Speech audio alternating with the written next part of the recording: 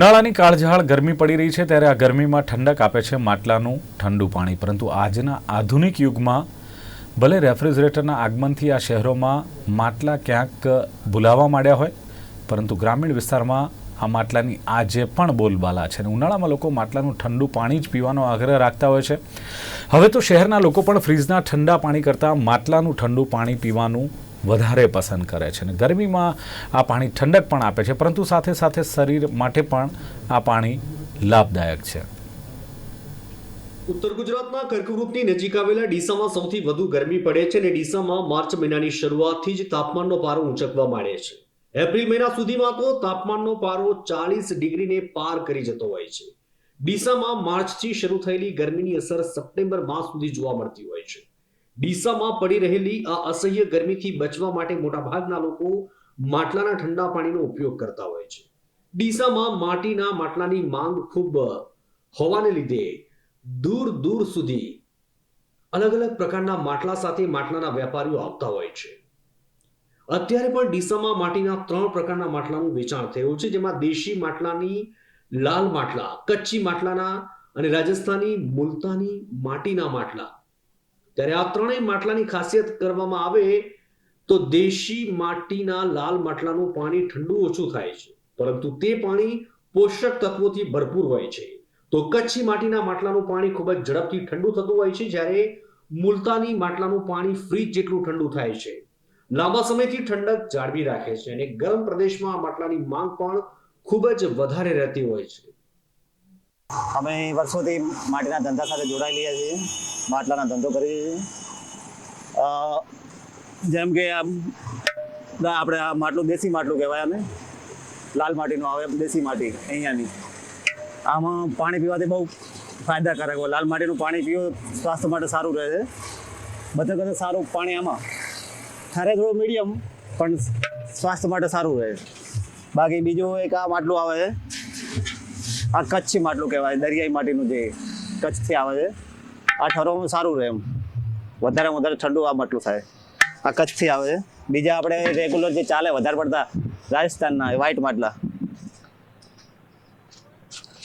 રાજસ્થાનના માટલા આવે છે વ્હાઈટ માટી. આ ઠરવામાં થોડું જમે ખરી, જમવાથી પવન અડે એટલે ઠરે સારું માટલું. આ રેગ્યુલર આપણે ડીસામાં વધારે ચાલે આ જ.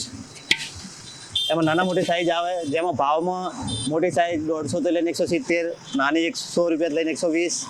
આ કચ્છમાં 150 રૂપિયા, એમાં મોટી સાઈઝ 250, 200. આપણે દેશી માટીના માટલા છે એ 100 રૂપિયા લઈને 150 સુધીના છે. બાકી ફેન્સી માટલા છે બીજા, જે આપણે મોરબી થાન કહીએ, થાનનો બનાવટ આવે છે. આ ફેન્સી આવે છે, તો રસોડામાં પડ્યું તો થોડું સારું લાગે. ફેન્સી માટલું આ 250 થી લઈને 300, 350 સુધી જાય. ભાવ રેગ્યુલર એ જ ભાવ છે, ભાવમાં કોઈ ફરક નથી. ખાલી 10-20 રૂપિયાનો અઘપાજો છે. બાકી બીજા પાણીના કુંડા ચકલા માટે માળા રાખીએ છીએ. ગરાકી સારી એવી ઉનાળામાં ચાલે, એમ 4 મહિના વધુ પડતું પાણી છે. શું પબ્લિકને ઉનાળામાં પાણી, હવે ફ્રીજના કોરોના પછી ફ્રીજના પાણી બધા બંધ કર્યા છે. અમુક અરજી પીએ છે, જેમ કે આરોના, ફ્રીજના, પણ એ સ્વાસ્થ્ય માટે નુકસાનકારક છે. આમાં તમારે સ્વાસ્થ્ય લાંબા ટાઈમ ખબર ના પડે, પણ લાંબા સમય તમે પાણી પીવો માટલાનું તો સ્વાસ્થ્ય માટે સારું રહે. બનાસકાંઠા જિલ્લામાં સ્વાભાવિક રીતે ઉનાળામાં અસહ્ય ગરમી પડતી હોય છે અને આવા ગરમ પ્રદેશમાં જ્યાં તાપમાનનો પારો ઘણીવાર 45 ડિગ્રી સુધી પહોંચી જતો હોય છે અને તે સમયે સૂકા પ્રદેશમાં લૂની અસર જોવા મળે છે. તે ઘણીવાર જીવલેણ સાબિત થતી હોય છે. ત્યારે આ ગરમીથી બચવા માટે ફ્રીજ કરતા માટીના માટલાનું ઠંડુ પાણી શરીરમાં પરસેવા સ્વરૂપે બહાર નીકળી જતા પોષક તત્વોની ભરપાઈ કરતું હોય છે, જેથી હીટસ્ટ્રોક જેવા બનાવોને અટકાવી શકાય છે. સાથે સાથે ફ્રીજનું પાણી વધારે પડતું ઠંડુ હોય છે, જેનાથી ઘણીવાર ગળામાં ઇન્ફેક્શન જેવી સમસ્યા સર્જાતી હોય છે.